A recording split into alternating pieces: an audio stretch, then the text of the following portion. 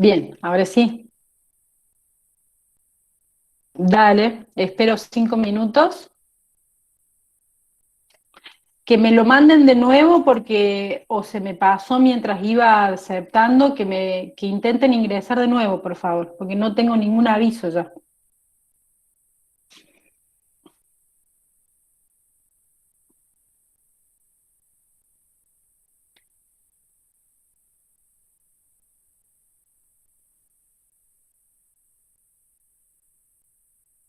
¿Nadie? ¿Cómo, profe? Que me están diciendo que hay gente que está queriendo ingresar y que los acepte, pero no me está llegando el aviso de admisión. Yo todos los que me llegaron los admití, pero quienes todavía están queriendo ingresar, que traten de solicitar ingreso de nuevo, porque si no, no los voy a poder aceptar.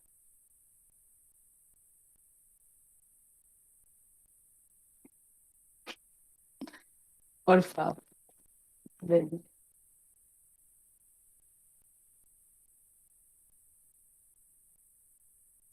Menos mal que tenemos grupo de WhatsApp. Sí, ves, para esas cosas sirven.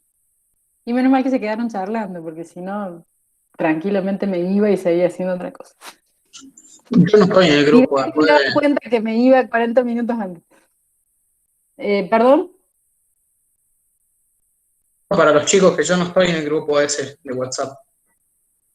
Ah, Ahí te paso el chicos, link. Pasen si el quieren, número ahí por está, el grupo, por acá, por el chat y los agrego. ahí Eso, está, en el chat. ahí Bueno, estamos. gracias. Bueno, gente, nadie se suma. Por favor, y digan por WhatsApp que manden de nuevo invitación, porque si no, arranco. ¿Mm? Exacto, por el link es más fácil.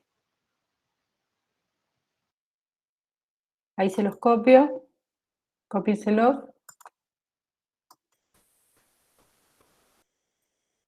Por el link de WhatsApp, pero también Sí. copien este link del Meet para que vuelvan a ingresar.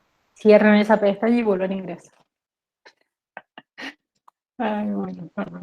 Hay dos grupos de Okay. WhatsApp, uno que es de una agrupación, que es de Podemos, y uno que es de Ah, estudiantes solos. Así que yo pasé ah, ahí. El último dale, de WhatsApp es el que es solamente de ingresantes. bien. ¿El de Podemos es relacionado a Podemos de los españoles? ¿O No, hay una nada que ver? agrupación que se llama Podemos Económicas. Ah, mira, no los conocía. Ok, arranquemos de nuevo. Volvemos a arrancar, acá estamos. Estamos con bienes, agentes económicos. Esto ya es macro. Tenemos hogares o familias, es uno de los agentes económicos sobre los cuales trabajamos. ¿Qué vamos a ver de los hogares o familias? Primero que son unidades de consumo, por excelencia, quienes consumen los bienes, más en países como Argentina, el 70% del PBI es consumo. Entonces, si no impulsas el consumo, y si querés reactivación y no impulsas el consumo, difícil que haya una reactivación. Pero por otro lado, consumen, Profe, diga, no está presentando. perdón, ahí estamos, ahí vamos. Por otro lado, son los propietarios de los recursos productivos. ¿Qué quiere decir? Yo, trabajadora, ofrezco mi trabajo, no es como se dice por lo general que uno dice voy a buscar trabajo, voy a pedir trabajo, supongo una persona empleada. Uno no va a buscar trabajo porque el trabajo lo tiene uno, las herramientas para desarrollar actividades las tiene uno, en realidad uno ofrece su trabajo, ¿se entiende? Entonces, la oferta laboral, la oferta de trabajo, es justamente la que hacen los trabajadores, quienes compran o demandan trabajo, las empresas, las firmas, las instituciones. No solamente estamos hablando de trabajo, sino del resto de los factores productivos. ¿Esto qué quiere decir? Las personas que tienen ingresos pueden llegar a adquirir capital, pueden llegar a tener tierras, pueden llegar a tener fábricas, terrenos, toda una serie de recursos productivos, que ya lo vamos a ver en la unidad 3, con los que se utilizan para el circuito productivo para generar producción. ¿Cómo hacen? Consumen las familias y le compran bienes a las empresas. ¿Mm? Pero por otro lado, le venden sus factores productivos como capitalistas que son o como trabajadores que son a las empresas. Las empresas son quienes toman estos recursos productivos a cambio de una retribución al trabajo, al capital, a la tierra, a los recursos naturales. Y con todos esos recursos productivos, piensen en una receta. Los ingredientes de una receta son los recursos productivos, más la tecnología o la capacidad organizacional, los combinan de la mejor forma que conocen y que pueden, por innovación o no, y a partir de ahí generan un producto. Ese producto luego es vendido a las familias, luego lo vamos a ver en el circuito productivo. Y hay un tercer agente que es el sector público o el Estado. El Estado diseña políticas públicas, pero también regula la vida económica de los sectores privados, tanto de los hogares como de las familias o como de las empresas, persiguiendo ciertos objetivos. Por ejemplo, puede ser impulsar el crecimiento, reducir el desempleo o aumentar el desempleo, reducir la inflación, la pobreza, etc. Para eso tiene herramientas de política económica y de regulación, y justamente lo que trata es de articular y de conducir un poco los agentes privados.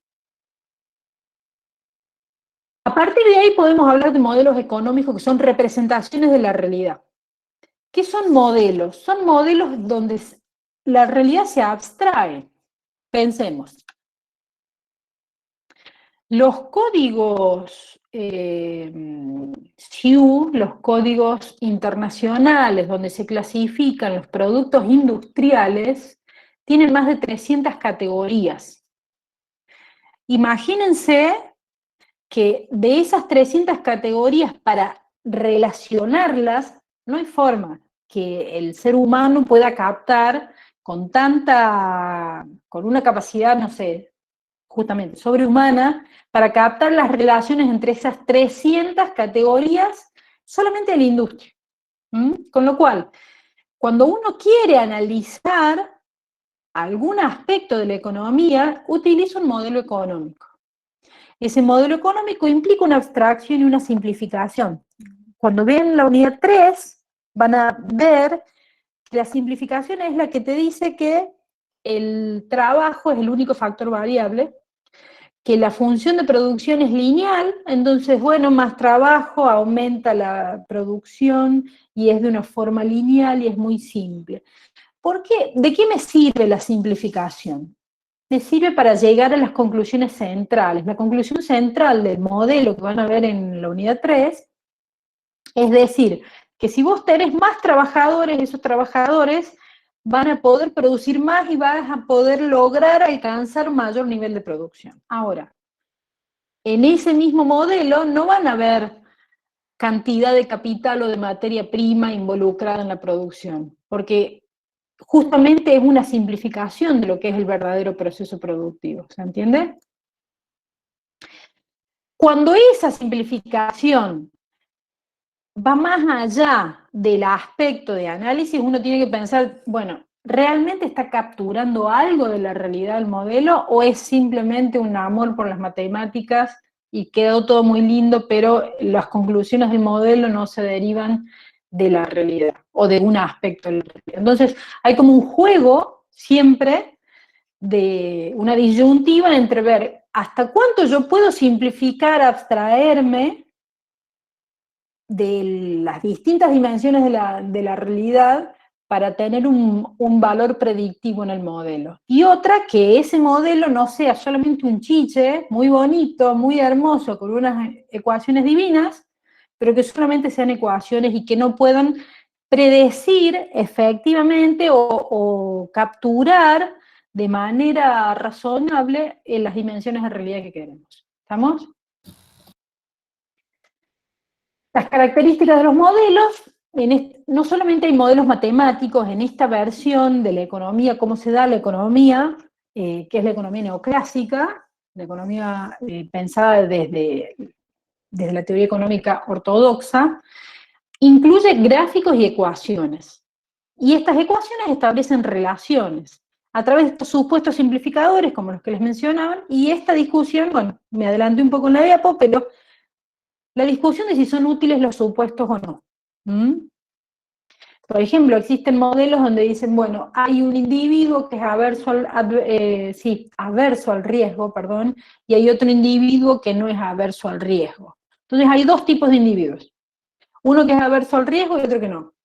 No hay un gris en el medio donde diga, bueno, hay personas que son aversas al riesgo en alguna situación, otras que no, y así. ¿Se entiende? Entonces uno tiene que evaluar todo el tiempo a la hora de utilizar modelos, si estos modelos, estos supuestos que están involucrados en los modelos, sirven o no. Este es el modelo de flujo circular simple, que es un modelo de economía de mercado puro, sin participación del Estado, tampoco sin participación de países externos.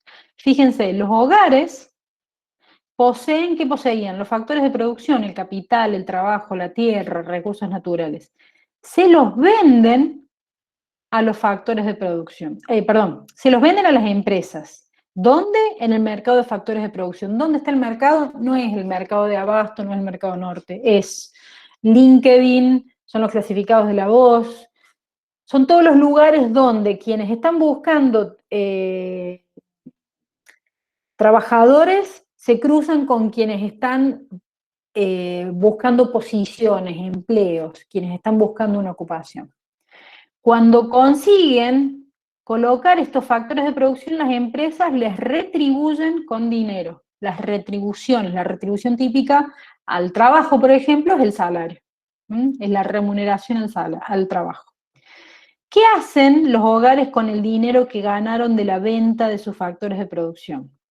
Lo gastan en bienes y servicios. El dinero ese va a las empresas.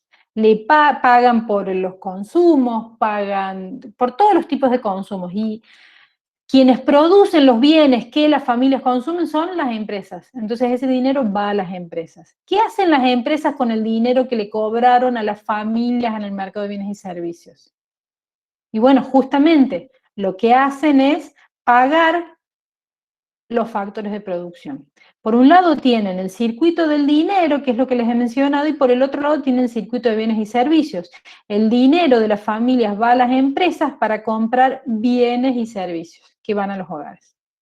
El dinero de las empresas va a los hogares en retribución por los factores de producción que también son bienes. Ese sería el modelo de flujo circular simple y un ejemplo de sistema económico de mercado libre, sin ningún tipo de intervención del Estado. Ahora, hay tres tipos de sistemas económicos, si los agrupamos hacia grandes rasgos. Uno es el de economía de mercado, el que les acabo de explicar, donde existen precios libremente determinados, derechos de propiedad privados, hay libre comercio, y el Estado actúa ante fallas de mercado. En realidad el de libre comercio puramente, que de hecho eso lo voy a borrar, es cuando no hay ningún tipo de intervención del Estado. ¿Estamos? En el otro opuesto, tenemos una economía que está centralmente planificada, cuando el Estado define precios, define producción y define distribución también. Los derechos pueden ser colectivos, pero no hay derechos de propiedad, y los precios son orientadores para incentivar desde el Estado la compra de algunos bienes. En el medio, entre la economía de mercado, que es propia de las economías capitalistas, más del sentido ortodoxo, y en la expresión más extrema, las neoliberales, en el otro extremo tenemos las economías centralmente planificadas que casi ya no existen, donde el Estado ocupa un rol central, proveedor, regulador, administrador, etc. Y esas son las economías ligadas a los regímenes comunistas o socialistas in extremis. Entre esos dos extremos tenemos una economía mixta, donde tenés una economía de mercado, donde hay derechos de propiedad, donde hay un incentivo, donde hay reglas de incentivos, y el Estado ocupa un lugar de regulador y de interventor de la economía. ¿Estamos? El regulador, por ejemplo, ¿qué tipo de regulación pueden llegar a aplicar? Salario mínimo. El salario mínimo vital y móvil es un salario que surge de negociaciones entre los sindicatos y el Estado. Se juntan en lo que se conoce, el ministro de Trabajo se junta con todos los sindicatos en lo que se conoce como el Consejo del Salario. Todos los años se define cuánto va a ser el salario mínimo vital y móvil. ¿Para qué sirve el salario mínimo vital y móvil?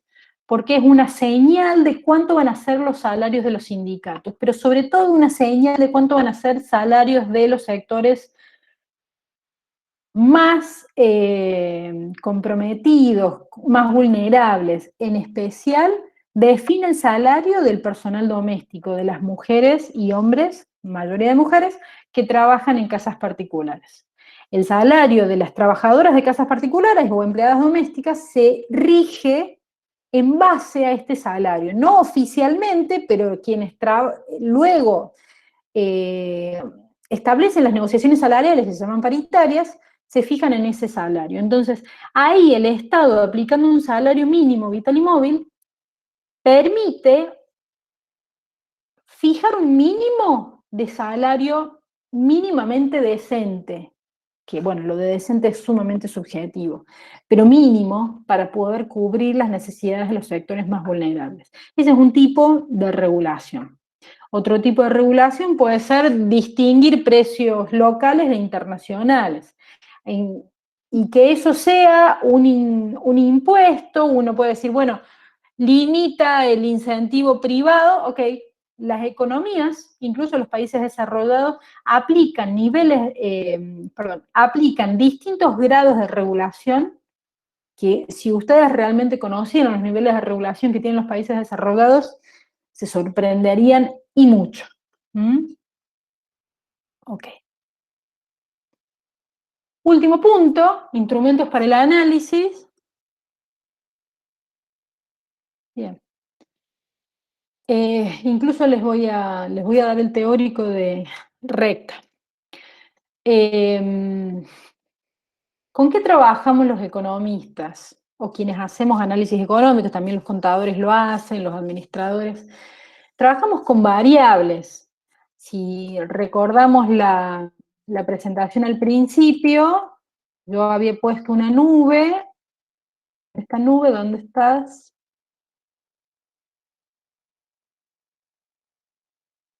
Aquí. Salarios. ¿Qué variable de salarios? Tenemos el índice de salarios, los salarios del sector privado, los salarios del sector público. Producto, PBI. Si lo miramos a corto plazo, porque el PBI se publica trimestralmente, con trimestre vencido, podemos ver el EMAE, que es el indicador, no me acuerdo cuál es el sentido de la sigla, pero el EMAE es el indicador a corto plazo, que es una proxy, es una variable que se ajusta muy parecida al PBI. ¿Qué otra cosa más? Bueno, los precios tienen indicadores, el precio de la soja, por ejemplo, es un precio que se sigue mucho en la Argentina, de consumo, el consumo agregado, que sale también de las cuentas nacionales, el índice o precio de las exportaciones, importaciones, etcétera, etcétera. Todos esos son variables que utilizamos para poder analizar la economía, sea la macroeconomía o algún aspecto. Yo me dedico sobre todo al mercado laboral, entonces, ¿qué voy a ver? Voy a ver salarios, tasa de desempleo, tasa de actividad, cuál es el nivel de calificación de los trabajadores, etc. Esas variables luego se van a analizar cuánto ha crecido el PBI, cuánto no ha crecido, cuál es el ratio, por ejemplo, para ver brecha de género, brecha salarial de género, que es una realidad.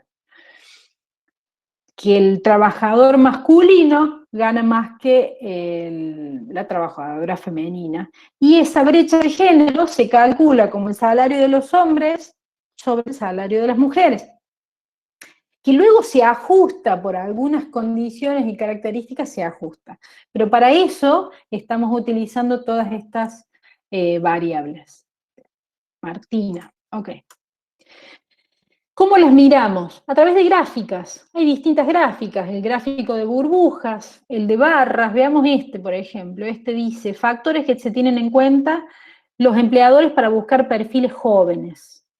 Bien, tenemos la experiencia laboral, es uno de los que más se utiliza, se tienen en cuenta, perdón, el nivel de estudios, etc. ¿Ven? Acá lo que se muestra en esta barra es la frecuencia de las respuestas. También las barras podrían servir para decir, bueno, la tasa de desempleo de las provincias argentinas y que tengamos Córdoba, bueno, Gran Buenos Aires, Córdoba, las provincias más grandes y las ciudades más grandes son las que tienen mayor desempleo por naturaleza. También se puede utilizar para eso. Los gráficos de torta o de pie, ¿para qué sirven? Cuando tenemos categorías mutuamente excluyentes. Por ejemplo, en el caso del mercado laboral, tienen asalariados, no asalariados, dentro de los asalariados tienen trabajadores con nula calificación, trabajadores con una calificación técnica, trabajadores con calificación profesional. Dentro de los no asalariados pueden ser no asalariados profesionales o no profesionales, un plomero, un gasista. Bueno, todas esas categorías que le mencioné son mutuamente excluyentes, más allá de que un individuo pueda hacer las dos cosas, pero para simplificar, un gráfico de pie podría ayudar a explicar un análisis de ese tipo. Y también una línea, una recta. Las líneas o rectas nos permiten mostrar, por ejemplo, cómo evoluciona a lo largo del tiempo una variable. ¿Estamos? Si la recta o la línea sube y llega a un pico, vamos a decir que esa variable está en su pico, supongamos que es la pobreza. Y que luego vaya cayendo, bueno, y así. ¿Estamos, gente? Bien. Yendo a la recta, diga, ¿alguien me hablaba o se desactivó? No. En referencia a lo de España. Bien. Mira vos, así que podemos ver en eso.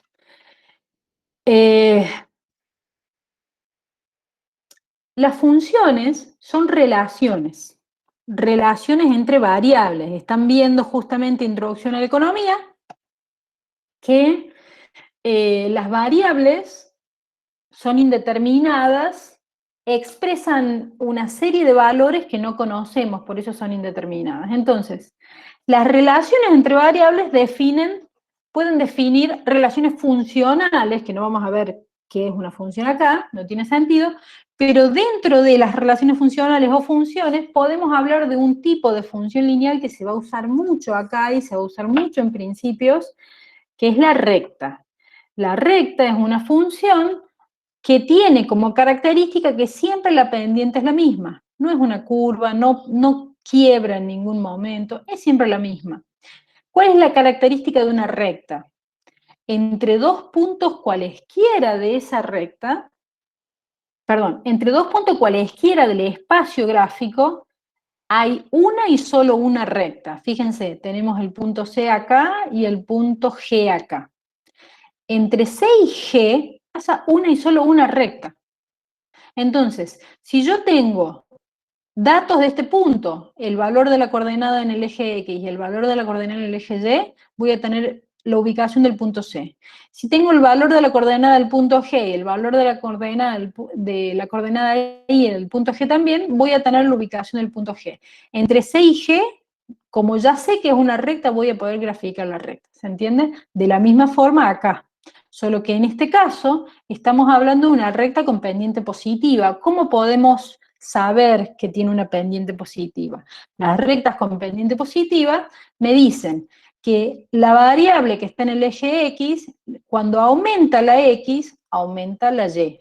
Si aumenta en mayor o menor grado, va a depender del valor de la pendiente. La recta, que no es esta, la recta que pasa por el origen del sistema, ¿cuál es el origen del sistema? Donde Y y X es 0. La recta que pasa por acá, hablando de, quería, se clica ahí. La recta que pasa por el origen del sistema y traza justo un ángulo de 45 grados a la izquierda y otro ángulo de 45 grados a la derecha, esa es una recta con pendiente de 1. ¿Por qué?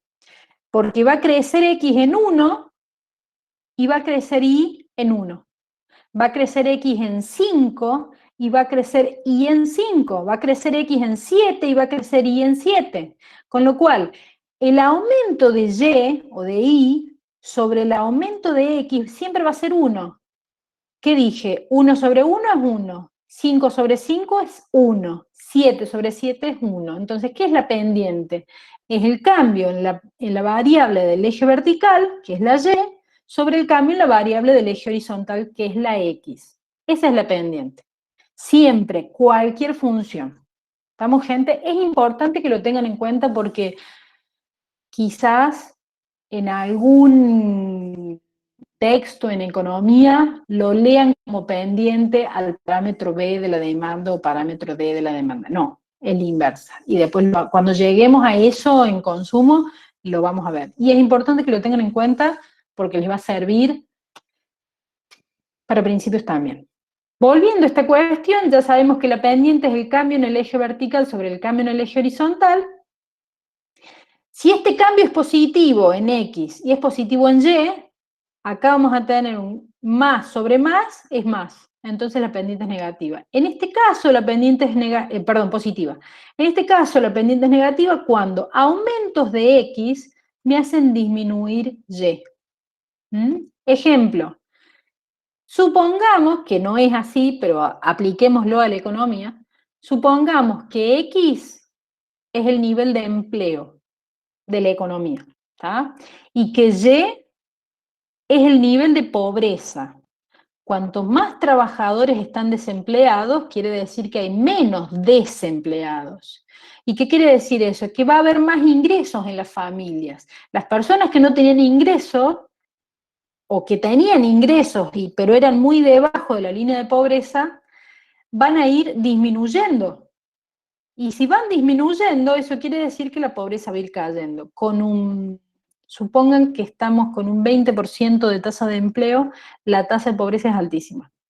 Cuando la tasa de empleo pasa al 33%, la tasa de pobreza baja. Ejemplo, estamos en un 33% de tasa de empleo, estuvimos en el primer semestre. ¿Por qué? Eso es tremendamente bajo. ¿Por qué? Justamente por la pandemia. La cuarentena hizo que nos tengamos que quedar en nuestras casas y muchos han perdido su trabajo. Entonces, la tasa de empleo cayó como no había caído nunca porque suele ser la tasa de empleo muy estable. Ahora que ha comenzado a reactivarse, aumenta la tasa de empleo y esto va a permitir que caiga la tasa de pobreza. Ahí encuentran una relación inversa. Bueno, ya hablamos de pendientes y vamos ahí a... Esta es la pendiente. ¿Cómo puedo saber? Si cambia X en 1, ¿A va a cambiar? No, es una constante. Entonces este cambio de A se cancela. Si cambia X en 1, Y va a cambiar en B. Si B es 5, el cambio en 1 de X va a equivaler a un cambio en Y de 5 por 1, o sea, 5. ¿Se entiende? Entonces, este valor de B que dice pendiente es el cambio en Y ante el cambio en X. ¿Qué otro término tenemos además? La A. La A es la ordenada al origen. ¿Cuál es la ordenada al origen? Acordémonos que el eje vertical, además de eje Y, se conoce como el eje de las ordenadas. Y que el eje horizontal, además del eje X, se conoce como el eje de las abscisas. El eje de las ordenadas tiene el punto donde se corta cualquier función, en este caso una recta, ese punto es la ordenada al origen. ¿Cómo lo puedo identificar? Y es clave, es el valor que toma el eje Y cuando X es 0. ¿Cuánto vale ahí X? 0. Acá lo tenemos. ¿Estamos? Entonces, lo van a poder identificar a la ordenada al origen cuando el X sea 0. ¿De qué nos va a servir? Por ejemplo, en el caso de una oferta de un bien X, al precio 0 es el punto donde parte la oferta de un bien, por ejemplo. ¿Estamos? Es lo que se conoce como precio de estrangulamiento, pero no se asusten con el término, pero son un poco oscuros los términos que dicen en economía. ¿Qué otra cuestión? Tenemos la ordenada al origen y la variable dependiente. ¿Por qué la variable dependiente? Porque Y está en función de X. Y además de los parámetros, pero siempre se dice que solamente está en función de X. ¿Por qué? Porque los parámetros La naturaleza de los parámetros es que no cambian. Si no cambian los parámetros, la función, la recta, la posición, la ubicación, la inclinación y todo eso va a seguir siendo la misma. Nos vamos a ubicar en distintos puntos sobre la misma recta. Solamente si cambia el parámetro A o cambia el parámetro B, vamos a cambiar la función y esto va a implicar un cambio en la recta. Como en este caso, fíjense, si cambia B, va a cambiar la pendiente. Acá, ¿qué pasó con la pendiente? Piensen la pendiente como la inclinación, o la pendiente de una calle. Menor inclinación, menos pendiente. Esto significa que B pasó a ser un B'. Y ahí estamos hablando de otra función, ¿se entiende? Que tiene que ser representada por otra recta. En este caso, tenemos un aumento de la ordenada. Acá el B sería negativo porque tenemos una pendiente negativa. Acá va a pasar de una A, que estaba acá, a una prima, que está acá. ¿Se dan cuenta que cambios en los parámetros de A y de B van a generar una nueva función? Y esa nueva función se va a expresar en una nueva recta. ¿Cómo? ¿Dónde? ¿De qué forma? Y va a depender de qué tipo de cambio del parámetro. ¿Se entiende? Pueden llegar a ver una combinación, por supuesto que en un ejercicio no lo van a ver, una combinación de movimientos, con lo cual va a haber un desplazamiento de la ordenada, pero también, por ejemplo, un cambio en la pendiente acá. ¿Se entiende? Ese tipo de complejidades no las van a ver, por supuesto. Ok, hemos visto el teórico, ahora sí que termina. Les juro que no vuelve a pasar, por lo menos hoy. Y nos vemos ya mañana.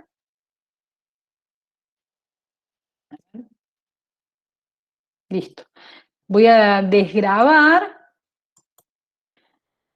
Nos vemos mañana con el práctico de la